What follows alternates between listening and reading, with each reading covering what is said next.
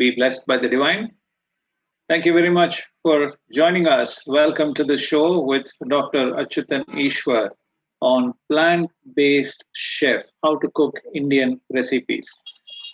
Welcome to the show, Achyuthan. Thank you so much for having me here. Lovely, very nice to see you. So we want to start directly jumping into the questions that are probably bogging us down for many days, and many other people also been asking me in various forums, how do we cook Indian recipes? So first question to you is, you have been advocating cooking without oil. How dare you? That's the first question most people usually ask me on the workshops that we conduct. I enter the kitchen, I take a pan, and the first thing I think of is take 2 spoons of oil and put it on the pan. How do you even cook without oil, right? It seems so opposite to everything that we're doing all our lives. The truth is, it's actually a lot easier than you would imagine. When you cook with oil, for example, you need to stand at the stove. You need to keep stirring your vegetables, making sure they don't get burnt every 2-3 minutes. But when you're cooking with water, when you're steaming your vegetables, there is no question of burning. You don't even need to be in the kitchen. You can be doing whatever you want. You can be relaxing, take a nap, come back, your vegetables are steamed. When you're boiling foods in a mud pot like the one we have back there, it's so easy because food just doesn't get burnt easily. You can eat easier, you get less, and it's much easier to clean. It's an added bonus. Maybe we'll talk about that at the end. Interesting. So tell me, how do you make enne katrikai? Uh-huh. So, yenna katrika is a dish that's usually deep fried in oil, right? Yeah, how can people imagine living without eating enne katrikai, man? You have to give us a solution for this. I know yenna katrika without yenna is just katrika, right? That's right. How do you even eat that? So what we do is we cook we stuff the brinjals with the same masala as always. You take some peanuts, some dhania powder, some chili powder, some uh, jeera powder, some or chana dal powder. All of those, mix it up into a masala, stuff it inside your brinjals. And then, so this is the part that really clinches the deal. What you do is you put it on a thick bottomed pan and you pour a little bit of water, not too much. You're not going to boil the brinjal in the water. You're just going to put enough water so it generates steam, prevents the brinjal from burning, and cooks it completely, right? So, say half a cup of water, 1 cup of water to cook an entire vessel of brinjal. Close the vessel, cook it on a low flame for about 15-20 minutes, and it's perfectly cooked. You can even steam it. You can even bake it if you have an oven at home. You can put it in a glass dish or a ceramic dish or a steel dish. Put it in the oven with a dash of water, close the vessel, and just let it bake in the oven for 30-40 minutes. It's perfectly done. In fact, that's how we cook our Yenna Katrika at Sampurna Ahara kitchen. We steam it and we bake it in an oven. It gives it a perfect finish. We had one customer who got back to us, who called us and said, "What did you do with my food today?" I asked him, "Okay, what happened? That something got wrong." He said, "I have hated brinjal all my life, but I love this Yenna Katrika that you've made today. It's the perfect texture. There's no oil in it. I can eat it as much as I like. I don't feel stuffed like the brinjal. I feel great. It tastes great. How did you make it?" And this is the secret. That's how we did it. So it's really enne minus katrikai, or rather katrikai minus enne. That's right. Okay. I have tasted some of this, to confess that we have been eating Sampurna meal for the last 2 years. And I remember the early days when you all are experimenting, you, Radhama, and the chefs that you were, Shamla, and the chefs that you were knowing at those days. experimenting on various things. And this particular Enna Katrika didn't come out really well at all. I mean, it was soggy and it was not really looking like the one that my mother, Meenakshi Ammal, made all her life. But it's gotten better. It certainly tastes tastier now. It's I don't know how to explain this. Um, Maybe I should use the phrase it tastes healthier. Is there something like that? Tasting healthier? So, in fact, what happens is our tongue gets used to the taste of food that we eat on a daily basis. So, for example, you use the example in some of your meditation sessions when you eat a jalebi and then drink a sip of tea after that. You can't taste the sweetness in the tea. It tastes bitter because the sweet you've eaten is so sweet, your tongue has gotten used to that level of sweetness. Right? So, the same thing happens with our everyday food as well. The typical Indian consumption of salt, for example, average Indian consumption of salt is about 12 grams a day. But a healthy consumption of salt is only about 3 to 4 grams a day. That's it, not more than that. So when you start eating healthier food, low salt foods, for the first 5 days, this is the tricky part, everything may just taste like cardboard. It's going to taste bland and tasteless. But after 5 days, you will actually start tasting the delicious natural flavors of the food itself that you're eating. You will find that even natural foods like dates, mangoes, bananas may sometimes feel too sweet. You may not be able to eat so much of it. And if you eat something with sugar or excess salt, like in a restaurant, it's so salty you can't eat it. And that's what you were tasting before. When you're used to a normal, regular fried yanakatka, you're used to tasting the salt and the fat. When you remove those, you get used to a low salt diet, you start tasting the brinjal, you start tasting the spices, the peanuts, the chana dal, the dhania, the chili, so much more flavorful. It's a completely different flavor profile because your tongue is picking up all those subtle tastes. Maybe that's what we mean by it tastes healthier. It just tastes great. It's always had these flavors, but we're able to taste them only after adapting our tongue and making it more sensitive to natural flavor. See, that's the key. So adapting for first 5 days is sometimes such a killer experience. It's an experience that you really don't want to live with. So is there a time machine that you are inventing where we can directly go to the sixth day? That's a good question. Don't answer that question. All right. So let me ask you the second question now. How do you make aloo gobi masala? Okay. So we spoke about the South Indian favorite dish. Let's talk about a North Indian one. Right. Aloo gobi is one of the most popular vegetable dishes. People ask for it, they expect it, they want to eat it every day. They feel like it, right? Usually, what you do is you chop up potatoes, you chop up cauliflowers, put 2 3 spoons of oil, depending on how big your spoons are. Then you stir fry till it's fully cooked. But an easier and a healthier way of doing this is to simply steam the aloo and the cauliflower. The potato and cauliflower are both healthy vegetables.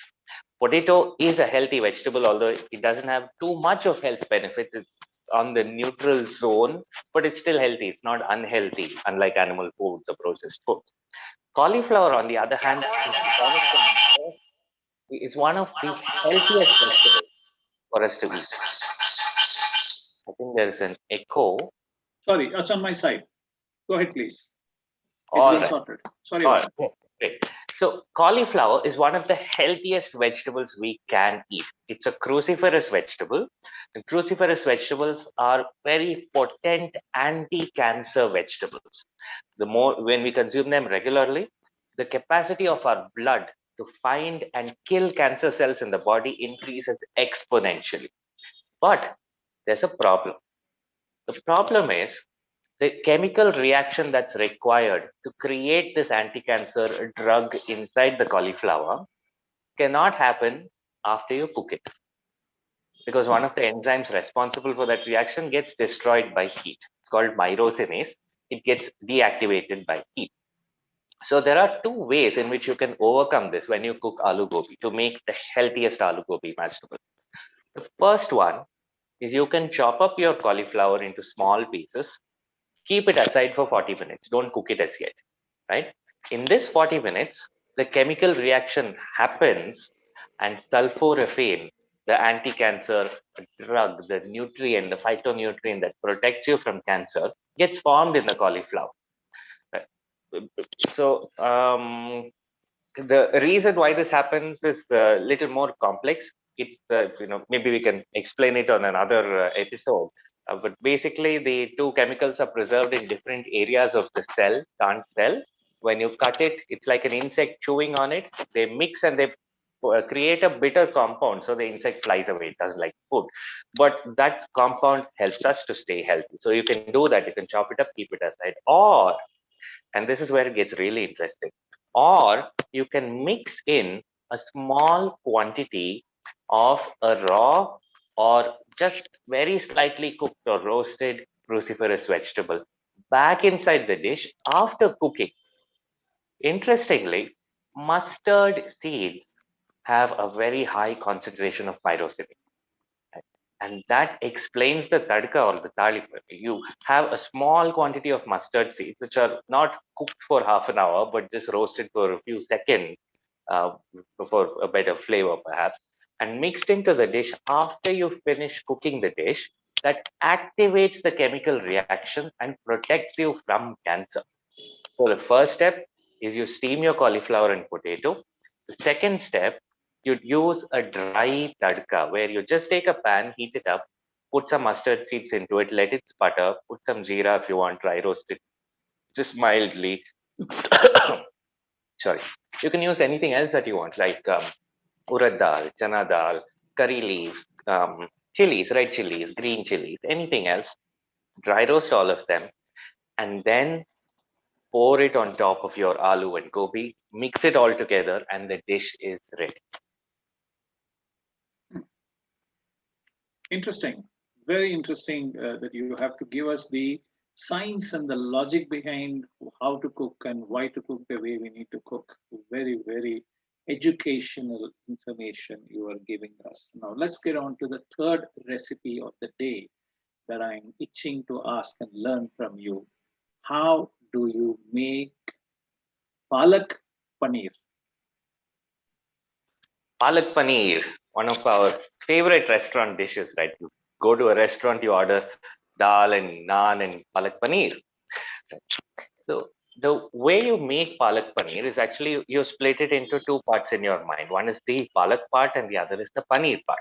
The Palak part is fairly straightforward. You just cook some Palak, tomato, onion, and some garam masala, chilies, and jeera and dhania, and your what are the flavors you want to put. Put all those spices, cook it together, and then blend it in a mixie. Now, since we're not using oil, you use a dash of water to cook it. And then when you're blending it in a mixie, add a little bit of nut butters like peanut butter, almond butter, or cashew butter. You'll find this tip in so many of our recipes on nutritionscience.in. We have a free course where there are over 200 different plant-based recipes. When you can see tofu palak, which is the healthier alternative of palak paneer, is one of the recipes on our course. So check it out for detailed step-by-step instructions and quantities, measurements, steps. So this is the basic step. This is how you do it. And then the paneer part, instead of paneer, you use any plant-based paneer. For example, you can use tofu, which is basically like paneer but made from soya milk instead of dairy milk.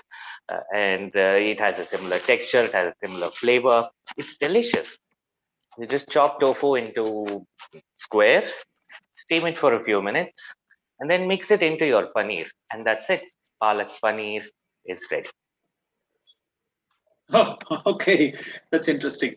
So this is great. So let's go on to the next item that I would like to learn from you, which is again extremely tricky without proper frying and oil and things like that. Gobi Manchurian. How do you do that? Uh-huh. All right. So interestingly, interesting that you should ask because we have a Chinese plant-based feast which we are preparing this Sunday at the Sampurnahara kitchen. So we announced every Sunday we have a special meal that we prepare, and this Sunday is the Chinese feast. We announced it earlier this week, and it's almost fully sold out. And I'm guessing it's because of the Gobi Manchurian that we have on the menu. It's a favorite. We love it. We've gotten used to eating it every time we go out. Plant-based. We stopped eating Gobi Manchurian until we figured out how to make it without any harmful ingredients. The trick is number one, instead of frying, you bake your gobi.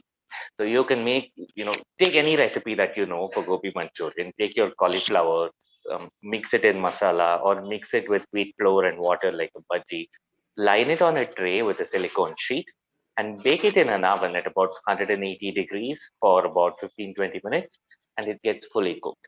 You can also steam it for a few minutes so that it's half cooked and then you coat it and bake it, it bakes even faster. So you do this and then you prepare your sauce. Now, in the sauce, how do you make the sauce healthier? You skip the soya sauce. This is very, very important because soya sauce is a high sodium condiment which increases your risk of high blood pressure. It increases risk of stomach cancer, increases risk of kidney failure, stroke, and heart attacks. We don't want these diseases. So you avoid soya sauce, but instead, to get the exact same flavor, you can use miso paste. So miso paste and soya sauce are actually very closely related. Let me tell you a little about those.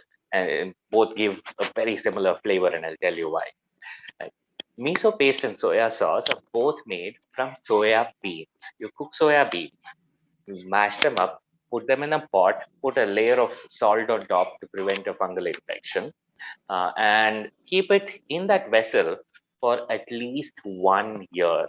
There are people who have kept it for 100 years or more. So in that 1 year, it slowly ferments and gets a nice complex flavor and taste and smell, of course. And then after that, you filter out the liquid. The liquid is called soya sauce. The solid portion that remains is called miso paste. The difference between these two is fiber. You see, on our plant-based diet masterclass on nutritionscience.in, we teach you about how phytonutrients are bound to the fiber.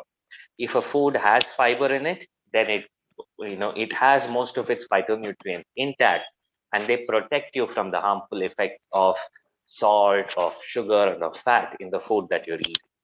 So miso paste you consume, it gives you a nice, the same soya sauce flavor, but it protects you from high blood pressure. Your BP doesn't go high. But the same, dish you use soya sauce instead, and within half an hour you can measure the increase in your blood pressure. So switch out soya sauce for miso paste. Make your same. You put your tomatoes if you like, onions, capsicum, spring onion, and miso paste, some water, and chilies and garlic. Mix it all together. Cook it in a vessel to make a sauce. Bake your gobis. Mix them all together at the end once it's baked, and gobi Manchurian is ready. Lovely. I mean, it's really mouth-watering. I'm looking forward to having Gobi Manchurian this Sunday. I'm hoping that you'll be able to supply a few of them, at least to us at home, even though we haven't placed orders for that as part of our regular food. All right. Now, what about pakodas? Pakoras. So, so we had this shop outside our college. I think it was called Bittu's Daba, where they make fresh pakodas every evening, especially during the rainy season. Because so the daba was open on three sides, and one side was the kitchen and the dining area with the roof in the middle. So we'd all go there, a bunch of friends and me, and we would order two big plates of pakodas. He'd keep it on the table, and we'll all share it and eat it. It's hot from the stove, like freshly fried. Until I learned that frying is not healthy and it causes chronic disease. So what we did then was we experimented with a bunch of different recipes. We found actually that the simplest recipe works great for pakoda. You just take onion, you take, you chop it up, you mix it with the besan or gram flour or kadla maavu, kadle hittu.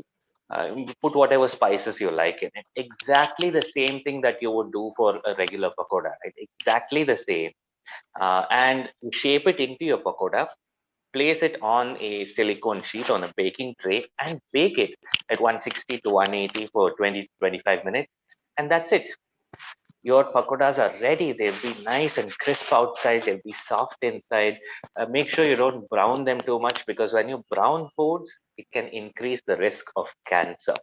That's one of the reasons why at Sampurnahara, when we bake our breads, we steam the breads most of the time, and then we bake it for a very short time. This helps us to prevent browning. We do the same for our pakodas. We steam it and then we quickly bake it just to give that crispy finish. So bake the pakodas, but don't brown them. And you can enjoy as many pakodas as you like. Pakodas that can actually help you lose weight. That's what I'm talking about. Don't fry the pakoras, bake them, but soak them in water before baking them. Don't make it uh, too browny and avoid cancer. That's the message you're giving us. Now, pakoras go with chutney. How do you make chutneys? Let's say coconut chutney. Sure. So chutneys are so simple to make. They're almost exactly like the regular recipe, except for the tadka or garlic or the seasoning, the tempering. Instead of an oil seasoning, you make an oil-free seasoning. Use a dry tadka. So you take your mustard seeds, your hing. Hing you can just directly mix into the chutney. Take your mustard seeds, dry roast them. Dry roast urad dal. Do it separately. Dry roast mustard separately, urad dal separately, and then you'll end up with a better result. And just mix it on top of your chutney. No one will even know that it's oil-free. It'll look and taste exactly the same.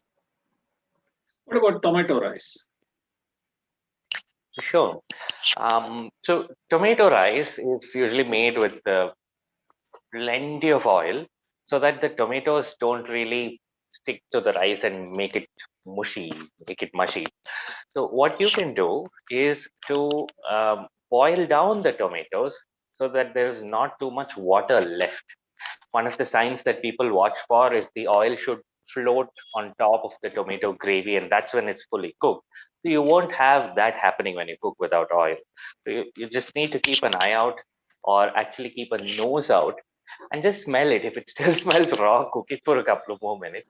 If it doesn't, if it smells cooked, it's fully done. So you can cook your chopped tomatoes, onions, and chili, and red chili, green chili, turmeric powder, some pepper powder in there, some hing, uh, some peanuts. Just cook it all together. Cook your rice separately and mix the two. You'll end up with a delicious tomato rice.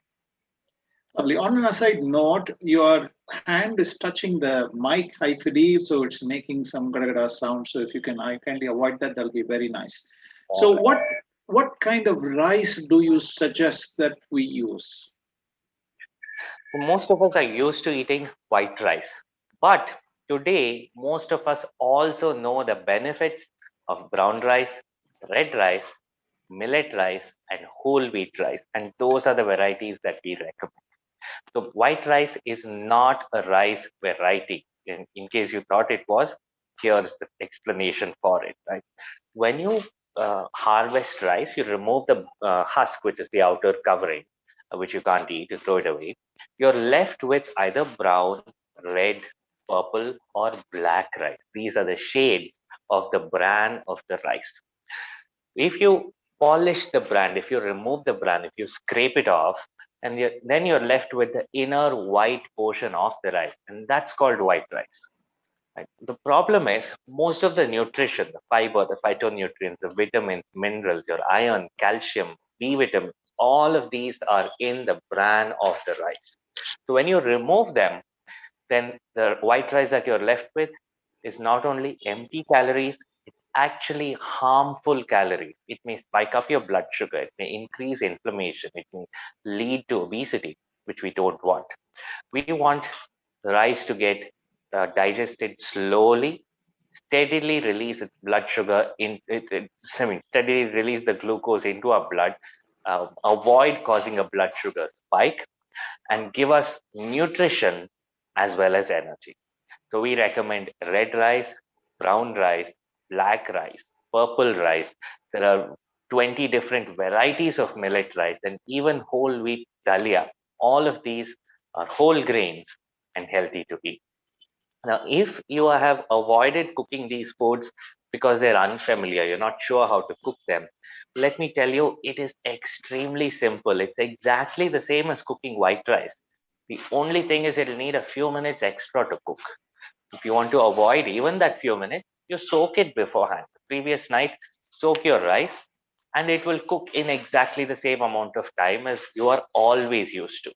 You might find that the quantity of water you need will vary a little bit. You might need to put half cup of extra water, but that's about it. Half cup of extra water for a few years of a longer, healthier life. I think that is a exchange that's absolutely worth it. Few years of longer, healthier life is what we need. So, dear friends, we now continue with Dr. Achyuthan Eswar on plant-based chef, how to cook Indian recipes. My next question to you is, how do you make raita? Huh. So raita is made from curds, which is a dairy food. The problem is it has zero fiber. Curds has zero fiber. It has cholesterol. It naturally contains about 5% of trans fats, which are all unhealthy food for us to consume.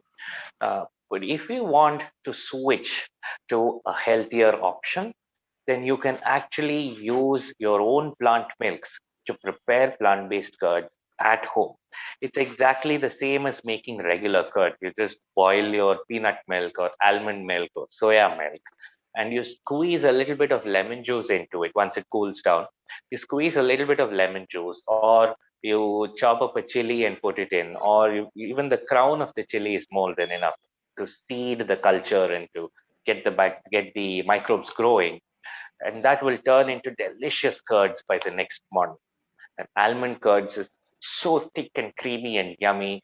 Soya curds as well, although soya curds has a distinctive taste and flavor of soya, it's one of the healthiest plant-based curds to have. You can make cashew curds, you can make peanut curds, you can blend them up. You can 25 different types of curds, and they'll all be amazing if you have made them with whole plant ingredients. It's so simple. Just take some almonds, put it in the mixie with some water, grind it. That's almond milk. Take that almond milk, put it on your stove, bring it to a boil, cool it down, seed it, and leave it overnight. The next morning, it has turned into almond curd. And you can use that curds to seed your next milk that you make the next day, and so on, just like you do with dairy curd.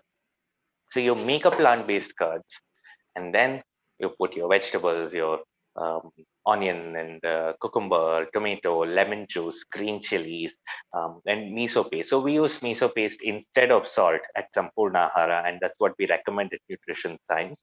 You can either make your own miso paste or you can buy it from the store. The one you buy from the store will have a strong fermented flavor, which is great for some dishes like Chinese, like Thai dishes, not so great for some dishes like raita or rasam. So if you want to make your own miso paste at home, you can do it very simply by just cooking soya, blending it into a paste and adding salt to it. That's it. So that will give you the benefits of miso without the fermented flavor, because the soya fiber is there in the fresh miso paste. You can also just use soya in your cooking, and you can add salt as well. So you're adding it simultaneously. So you use soya curds, for example, and that will protect you from the negative effects of salt. So you can add all of these, mix it together, and raita is ready. At a marriage, for example, we served curd rice to hundreds of people. They loved it. They couldn't even tell that it's not a dairy curds. That's how delicious plant-based curd is. Oh, I do remember we had a near stampede for that particular counter where people had one, two, three, four helpings on that particular counter. We kept coming back for that curd rice. I want to ask you about soup. Let's take, for example, tomato soup. How do you make it plant-based? Sure. Most soups, interestingly, are already whole food plant-based. It's just a vegetable boiled with spices and then ground up together. The problems come in with the cream or butter that we add into soup or milk. So just skip these, replace it with some cashew butter or peanut butter, and you'll be good to go. But the problem is soups take up a lot of salt to make them delicious. That's why we don't make soups often at Sampurnahara. We stick to a more you know, kind of solid foods because you need less salt to make those dishes delicious. But in soup, since you're adding a lot of water and you're grinding up the vegetables with a lot of water, you also need quite a bit of salt to make it delicious. So we don't recommend consuming soup often. We recommend instead cooking the vegetables. You can puree it into a thick soup. That will work. Right? But the regular soup, the thin soup, draws up a little too much salt for us to meet our 3.75 grams a day requirement. Dr. Achyuthan Eswar, you have said no to white rice, no to oil, no to fermented food also, particularly white rice, ground, mixed, kept in the outside for fermentation to take it and use it for the next day. And you said no to butter, cheese, ghee, etc. And you are saying cut down on salt. How do you survive without dosa idli? So interestingly, fermentation has its plus points and minus points. It's a tricky situation, really. For example, let me give you a few facts that many of you might not have heard before. Did you know that when you parboil rice, like the idli rice that you get, when you parboil it and you boil it in water, leave it, and then you cool it down, make the grains again. In that process, a lot of fungal infection can grow in that rice, and then it can stay in the rice for years afterwards. Then when you use it for cooking, that fungal infection can enter your body. But when you ferment that parboiled rice, the fungal infection gets broken down, the toxins get broken down, and it becomes safer to eat. Right? Interestingly, when you ferment food, especially when you ferment grains, it becomes easier to digest. Now, this may be good for children who are growing, who need to absorb a lot of energy from their food, but not necessarily good for adults, like beyond the age of 20. Once you've grown up, you have uh, your nutrition met, and you're maintaining your body, your physique. At that point, when you eat foods that are very easy to digest, you end up with a blood sugar spike, and that can happen if you eat fermented grains. At the same time, when you ferment the batter for idli or dosa, it turns sour, and sour foods can slow down sugar absorption. So I know it's all sounding extremely confusing. We go one way and then go the other and then come back. Right? But overall, the message is when we consume intact whole grains, when we consume, for example, rice as rice, wheat as whole wheat kernels, or as broken wheat dalia, or rice as broken wheat, not as a ground up flour, then we end up with much better health. We end up with more stable blood sugar. We end up with more stable body weight, and none of this spikes up. So if you're, especially if you're looking for disease reversal, then we recommend avoiding grain flour products and going for whole grain, intact grains, or broken grain products. In idli or dosa, for example, the rice is never ground up to a smooth paste. It's always just broken down like idli rava, right? It's broken down as broken rice and then fermented with a smoothly ground urad dal batter. And that's what makes idli or dosa healthy. That's the key thing to keep in mind. And also to make sure that you're making it from not from white rice, but from an unpolished whole grain. You could also make it out of millets, right? Absolutely. In fact, some millets like jowar or bajra are easier to make into idlis. They taste amazing. They taste delicious when you make idlis from them. Dosa out of ragi, for instance. Sure, absolutely. All right, let's move away from the main dishes and talk about the small eats. How do you make murukku, tatte, side, and those kind of snacks in a plant-based way? Right question to ask with Deepavali coming up just around the corner. How do you make, at home, when we were kids? If you remember, we used to have these buckets, not vessels, not dabbas, but buckets, like 25-liter buckets, which we would make mixture and murk and save and fill those buckets up by the time Deepavali is around the corner, because we're going to gorge on it all week, all month long. Um, and the good news is you don't need to give up on any of your favorite snacks if you switch to a healthier diet, because you can bake those exact same snacks instead of frying them. There are two things to do. One is to incorporate some form of nut butter into your dough, into your batter. So if you're making murke from rice flour or wheat flour and water, then incorporate some peanut butter, mix some peanut butter into it and make your batter. That's number one. Number two, bake it in an oven instead of frying it on with oil, right? And when you're baking, especially when you're making completely dried out snacks, bake it at a very low temperature, 120, 130, 140 degrees Celsius, for a longer time. That will prevent browning, and it actually gives you better results. It makes it nice and crunchy and soft, rather than burning it up and making it hard outside and soft inside. That we don't want. We want it to be even throughout. The way to do that is by baking for a longer time at a lower temperature. That's the secret to making murukku, tattai, nipattu, seeda, mixture. So many delicious snacks. If you don't have time to make all of these, then we have all of them available that you can just order and get it delivered to your home, at sampurnahara.com.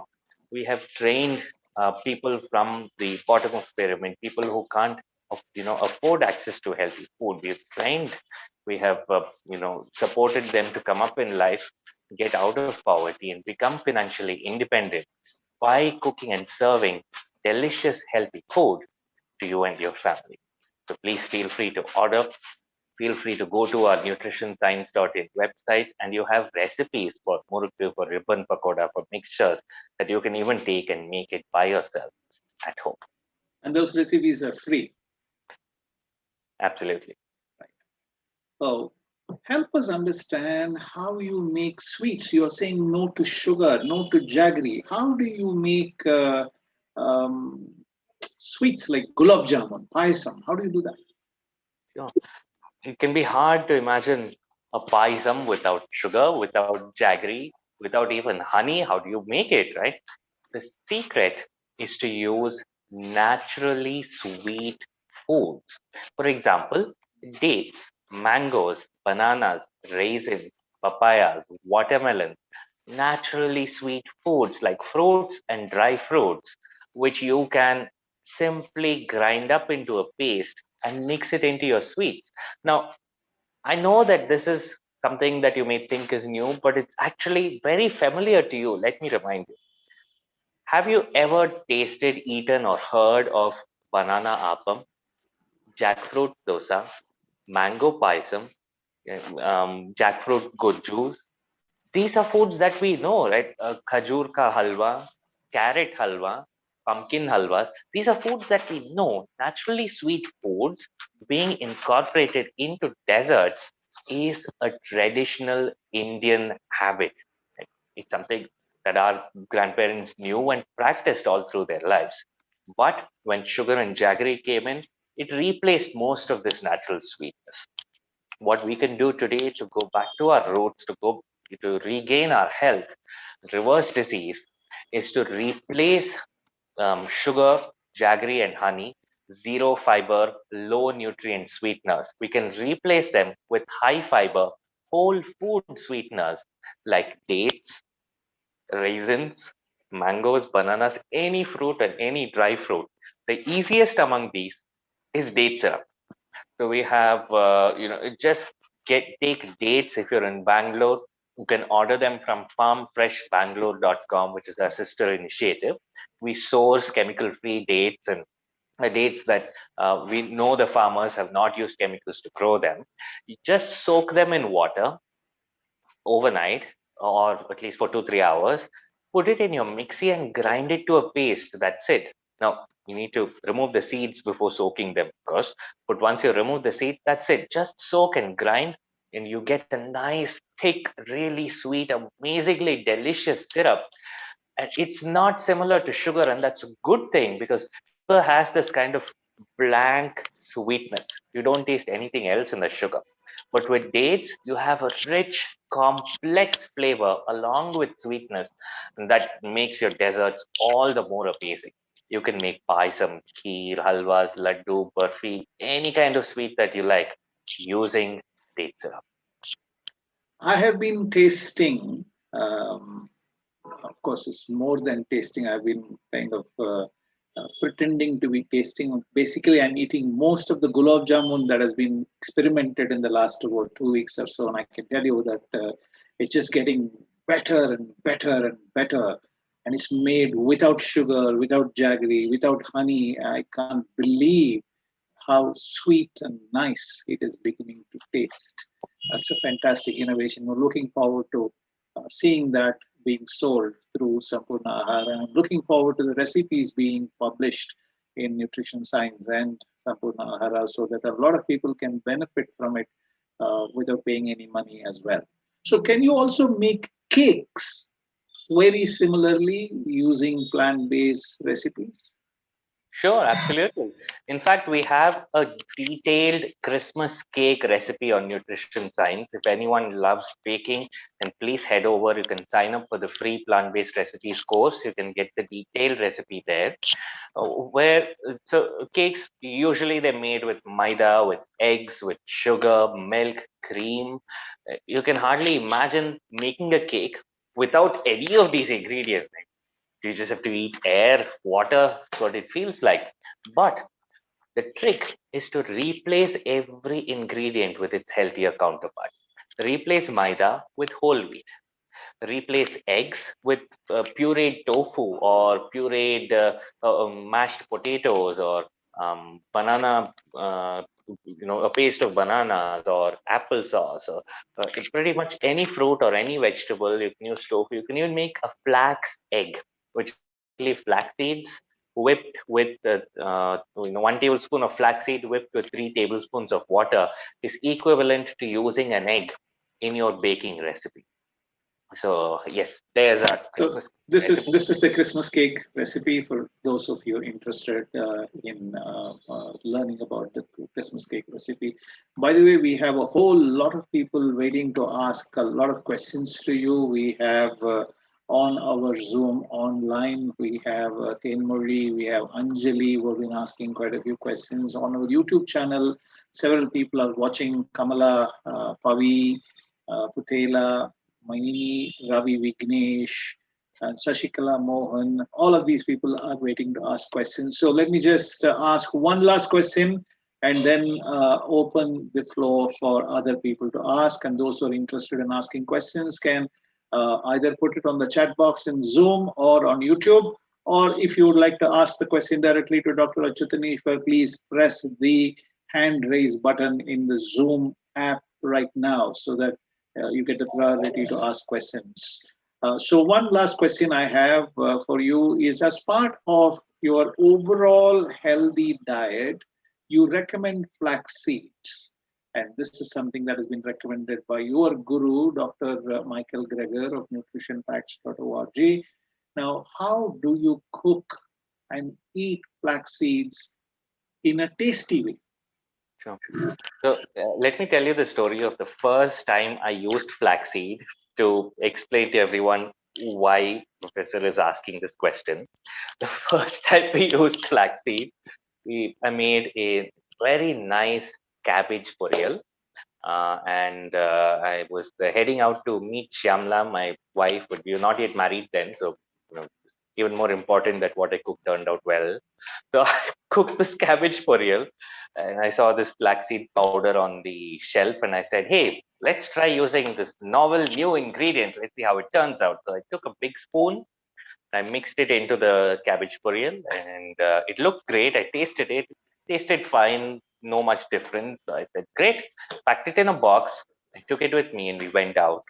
And a few hours later, it was time to eat. We were outside. We opened the box.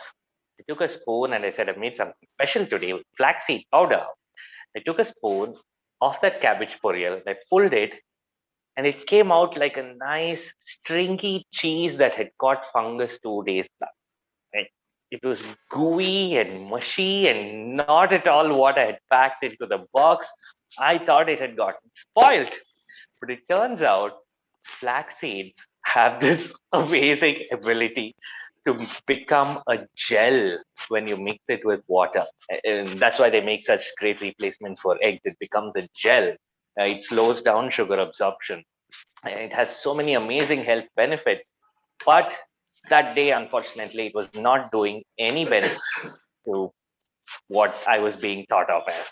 I got this nice gooey cabbage poriyal, and I decided that okay, the next time we use flaxseed, I'm going to be the only one to eat it. Once it turns out well, I'll give it to others.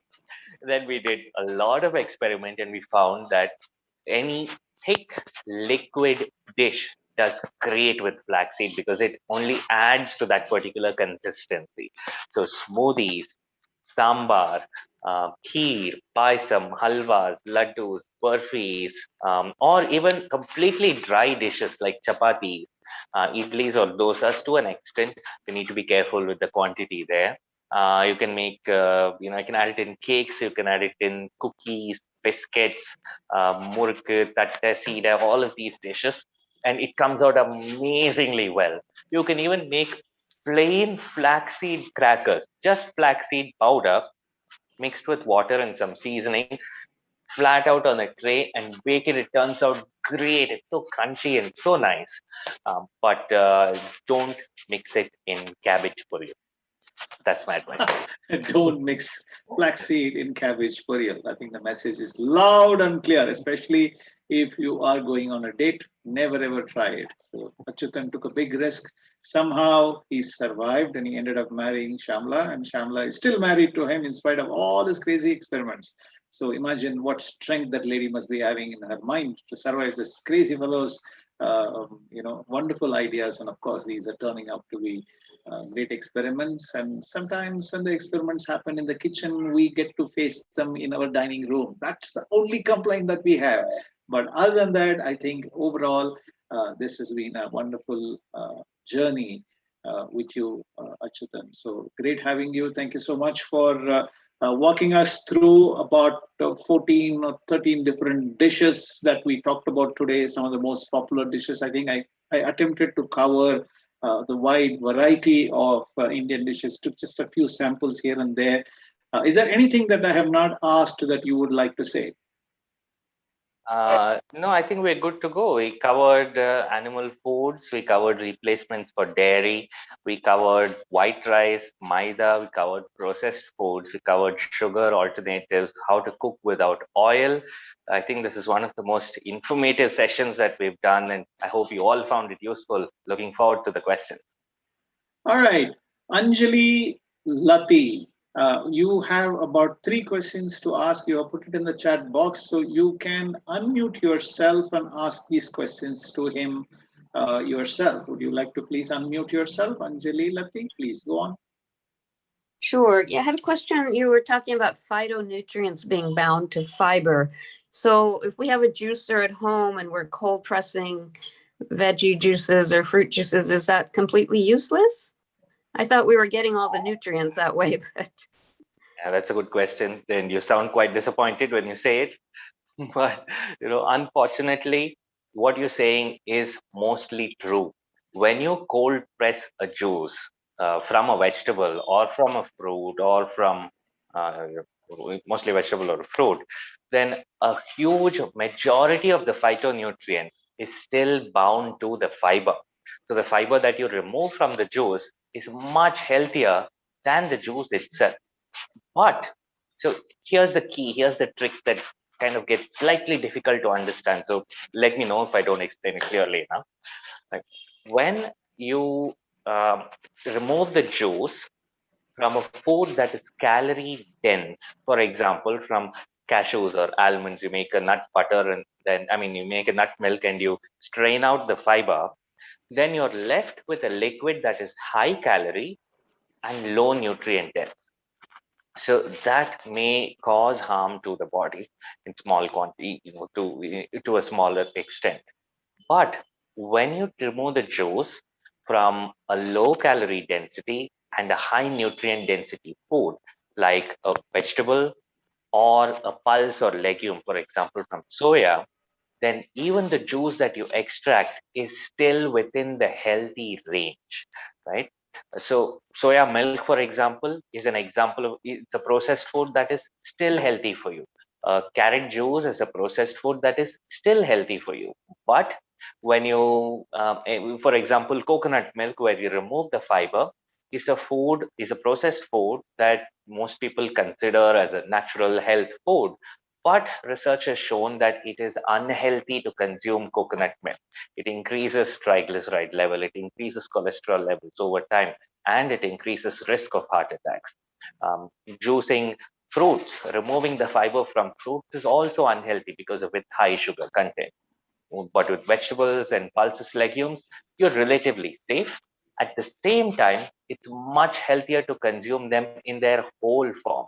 So if you are consuming the juice, perhaps you could consider making another dish from the fiber and eating that also. That way you get the best of both worlds. I hope that answered your question. Yes, thank you. Great. You have two other questions. Go ahead, Anjali. Okay, let's see. I don't remember. Oh, can you use coconut aminos instead of miso? It has almost the same effect as far as taste, but what do you think of coconut aminos? So coconut aminos are zero fiber, and therefore I don't recommend them. And any food that has zero fiber is going to result in a higher spike of sugar absorption of salt than we want. The reason I recommend miso paste is because it has not only fiber, but specifically the fiber component of soya beans, which have a special phytonutrient profile that neutralizes the negative effect of salt on your body. So when you consume food with added salt, for example, a typical Indian meal, your blood pressure is going to go up by a few points within half an hour. But when you consume the same meal, salted with miso paste instead of salt, your blood pressure will stay the same. It will stay steady. It won't go up. That's why we recommend miso paste. And unfortunately, coconut aminos will not do the trick here. Okay, is there any non-soy alternative to miso? Unfortunately, not, because it is the soya phytonutrients that are responsible for protecting your body from the harmful effects of salt. The soya has gotten a bad name, again, unfortunately, because research has shown that it helps to reduce the risk of several chronic diseases. It helps to reduce the risk of hypertension, of stomach cancer, of kidney failure, of strokes, heart attacks. It prevents breast cancer, prevents uterine cancer, it strengthens bones. It acts opposite in effect to the body's own estrogen in some tissues and adds to the estrogenic effect in other tissues, protecting us, keeping us healthy throughout life, and especially for women after menopause as well.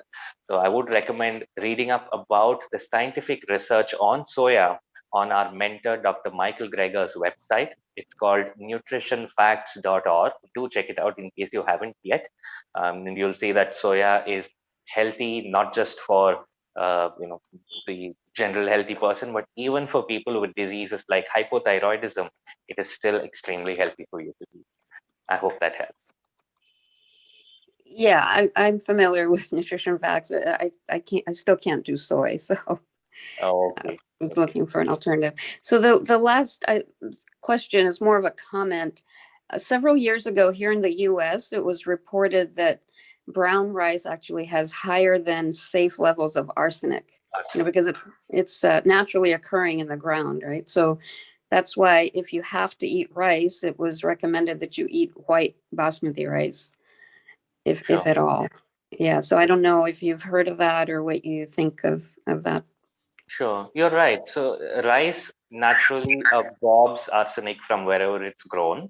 A good portion of arsenic comes from pollution, comes from chemicals that are used that leach into the groundwater, that lead to the arsenic staying in the soil. Especially in countries like the US, there is a high contamination of arsenic in the rice. Fortunately, in India, a lot of the rice that's grown does not contain a very high concentration of arsenic, but it's getting worse as the days go by. If you are consuming, if you want to have rice, then white rice has less arsenic than brown rice, especially in the US. But white rice also has less nutrition than brown rice. You can double boil rice. You can wash rice. You can boil it and then throw away the water and eat the rice that's left. That has less arsenic. But again, you're going to be washing off most of the nutrients. You're going to be boiling off a lot of the B vitamins from the rice.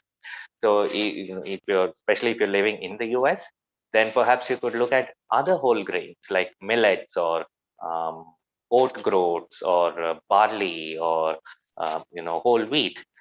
That might give you much better health while being able to avoid arsenic exposure as well.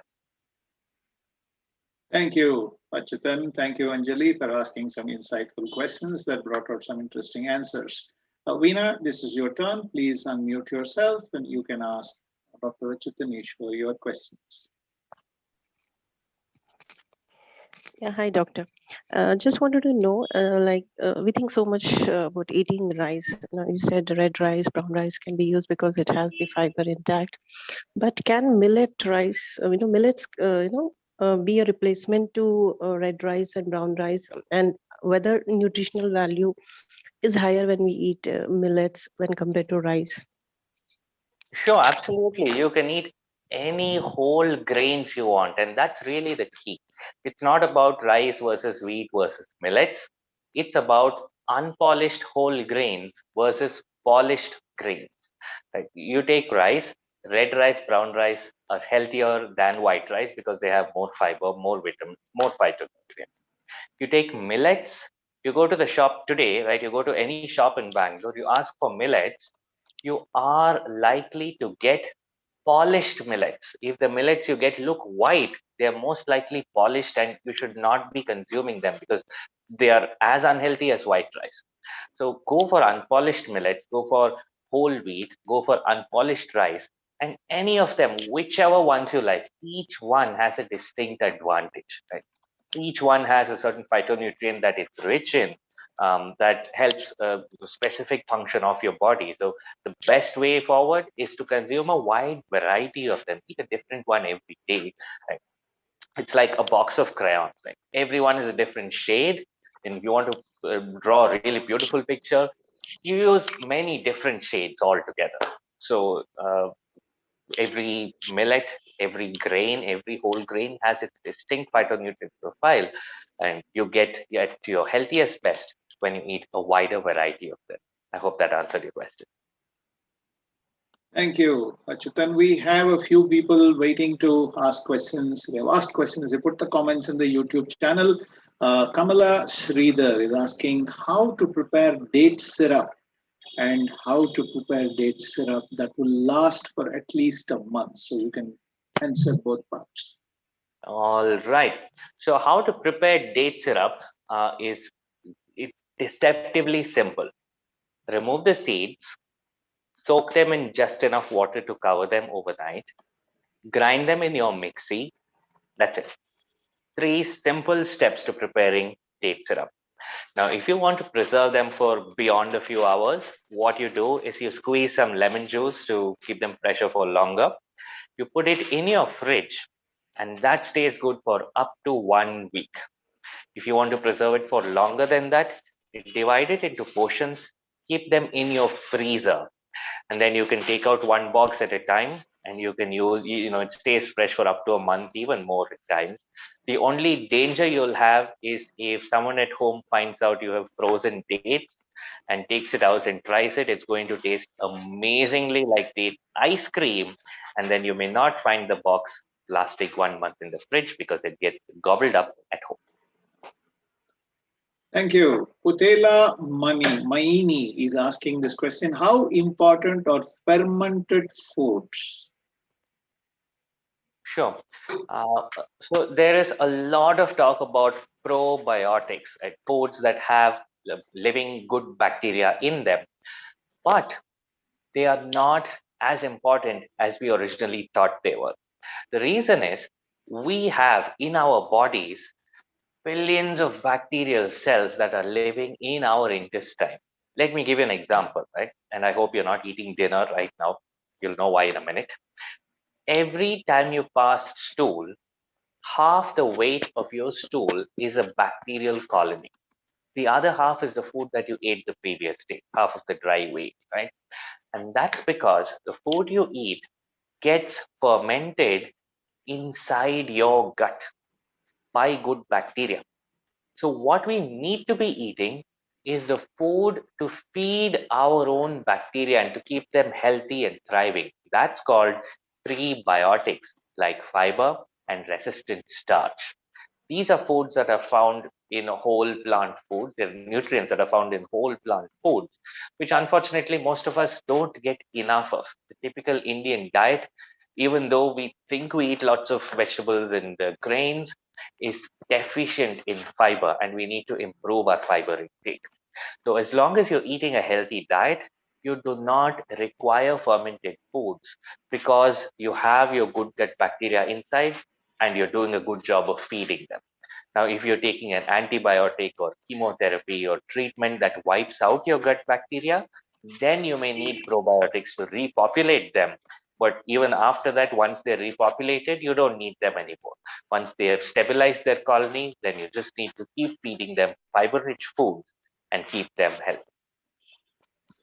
Thank you. Shashikala Mohan in YouTube is asking this question.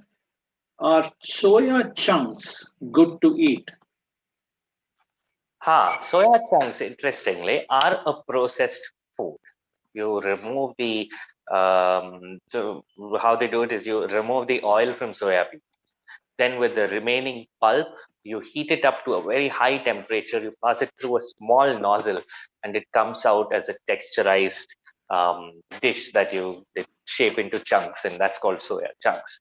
Now, although they are a processed food, because the oil has been removed from them, they still have a neutral effect on the body. They're not very healthy foods. They're not going to help you reverse disease. But if they help you to replace meat, if they help you to replace animal foods and reduce your intake of animal foods, then absolutely they are going to help you get healthier. So I would recommend using soya chunks as what we call transition foods. And this is something important that we teach on our plant-based diet masterclass. Transition foods are foods that help you to transition out of an unhealthy diet. And soya chunks is one of the transition foods that you can use. Thank you. We have Srinivasan Parni from United Kingdom. So, Yeah. Srinivasan, you can ask your Yeah. question. Thank you, sir. Really nice. Sorry, I unfortunately missed the earlier part. Oh, by the way, we have the YouTube link which we have shared in the chat box. So feel free to use that link to watch the whole video, and I will put that link once again in the chat box. Yeah. Go ahead with your question. Yeah, thanks. So I have a couple of questions. I think one is, I think I also wanted to understand about that meal maker soya chunks you said. So it's hopefully it's healthier. Hope we can use that. And the second one is for people who are asthmatic. Is it, you said probiotics are good. Is it okay to have yogurt or any other probiotics? Sure. So soya chunks are a great transition food. They're a food that you can use to reduce your intake of animal foods, and even otherwise you can eat them. They are neutral in their impact on health.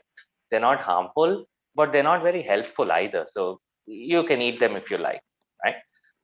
So second part of your question, for asthma, a whole food plant-based diet, excluding animal foods and yogurt, has been found to help actually reverse the condition. I had, when I started my practice years back, I remember one of my patients who had come to me and she had had asthma for her entire life. She had, in fact, come initially for Professor Murali's Sky Meditation workshop. And then from there, she adopted plant based nutrition as well.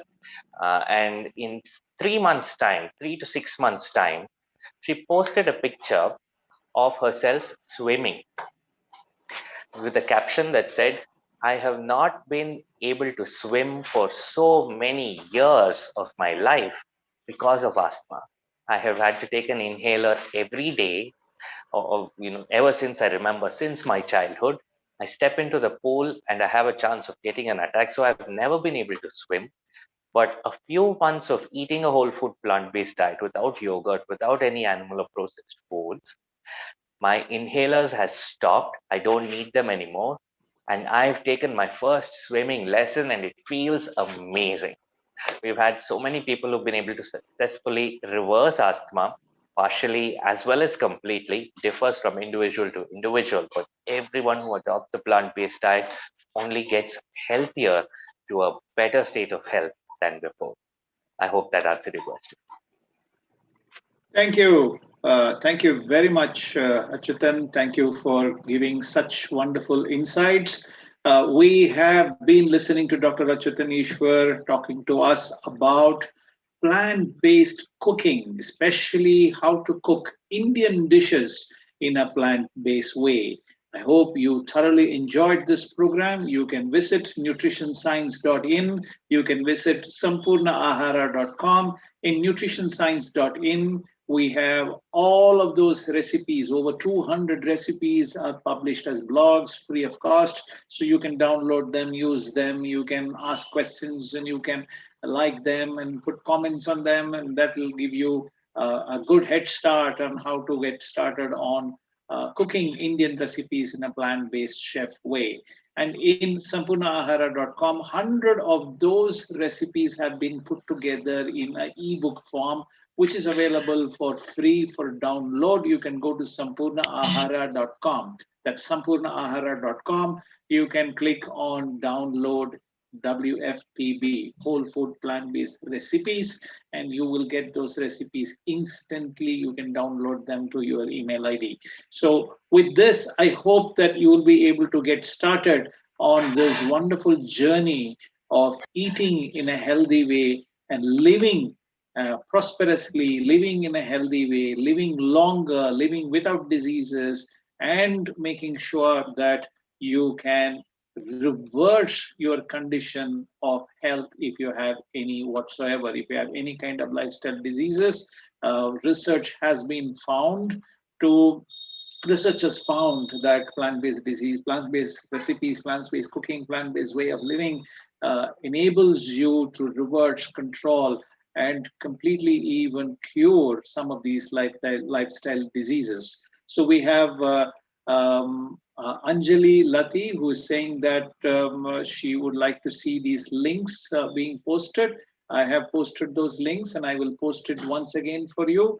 And we have Srinivas and Parni saying thanks to you for bringing the session to you. Anjali Lati is also saying thank you for the great session. Radha Ravichandran says thanks a lot for the enlightening and inspiring session. Varga Valamudan. Srinivas and Parni saying kindly share the Sampurna Ahara site. Varga Valamudan. I will do that right away. And we have quite a few people also giving us thank you on the YouTube channel. We have Umar Rani saying Varga Valamudan. Yeah, we have Srinivas and Parni also commenting there. We have PMRT also commenting there. We have quite a few people commenting there. Pavi Tharag also is commenting there. So I wish to thank you, Achyuthan, for coming online and giving us this wonderful insights on how to go plant-based diet way. Raj is also commenting. Thank you so much. Really appreciate your sharing. So, Varga Vadamadan, thank you for being here. Thank you for being a great source of inspiration. Thank you so much for the opportunity and for making this happen. It means a lot. Thank you all so much for joining. All right. So this is just a quick reminder for you. The next program that we have is on the 26th of July, Monday, same time at 9 p.m. Indian Standard Time. We have this wonderful session with Dr. Vandana, the founder of Urban Mali Network, talking to us about gardening as a meditative experience for us. So stay tuned, and I hope to see you on 26th of July 2021 at 9 p.m. And if you are not able to join on the Zoom link, we also have the YouTube link. It is Krish Murali Eswar Sky, or if you just put a YouTube search for Krish Murali Eswar, you should be able to land on my website, on my YouTube channel. Okay, so that should give you two different ways of reaching us and contacting us and following our work. I wish to bring uh, good, useful thoughts that can inspire you and get you to do wonderful work and get you to get in touch with the inner you, get in touch um, with this power of nature that is bestowing us with some wonderful blessings and wonderful um, way of living, wonderful method of living, wonderful environment for us to live, and giving us all the resources that we require for us to survive. So just for those who are interested in the links, here are the links. The first link is on sampurnaahara.com. So this is Sampurna Ahara, Sampoorna Ahara, Ahara.com. So this is where Achyuthan's wonderful recipes come alive with dishes, and there are breakfast jars, cakes, meals, power bars, snacks, breads, free recipes, of course. We have healthy festivities, condiments, and healthy desserts, and a whole lot of healthy meals. We have Achyuthan has cooked up meals for weight loss diet, COVID-19 recovery diet, which is a 21 meal plan. We have diabetes friendly meals. We have high BP diet. We also have a single meal order. If you're living in Bangalore, you can order that. There is also whole grain meal. There is combo meal, which is predominantly North Indian cuisine. We have wellness meal, which is a combination of North and South Indian cuisines. Gourmet meals, which are special cuisines. There are breakfast jars with multiple flavors. There are 7 different flavors. All of these contain no sugar, no jaggery, no honey, no dairy products, no maida, no white rice, minimally processed food. It's not highly processed food. All of them are 100% vegan. So if you are living in India, you can order the snacks and the sweets which are shipped across the country, I understand. We also have Achyuthan's nutritionscience.in, which is a online education portal. A whole lot of this material is available for free. If you, of course, would like to have personal coaching with Dr. Achyuthan Eswar on reversing your condition and treating and becoming a healthier you, there are, of course, paid courses available. And there is a free starter course on plant-based diet. And the website itself is highly researched and written. You can see on the home page a whole lot of information related to whole food plant-based diet. There are various benefits that it talks about, and how do you get started. It talks about our eggs and dairy products, part of a plant-based diet, and how you get started on a healthy plant-based diet, etc., etc. You can go through it at your leisure, and if you are interested in talking to Dr. Achyuthan Eswar, you can directly fix an appointment with him and talk to him yourself. And we will bring Dr. Achyuthan Eswar back on our show, on our channel very soon with newer ideas and better ideas that he's bringing, which will be beneficial for every one of us to remain healthy, live prosperously, live peacefully, and live long. Stay safe, I will see you on Monday or with Dr. Vandana on Meditative Garden. Until then, be blessed by the divine. Good luck.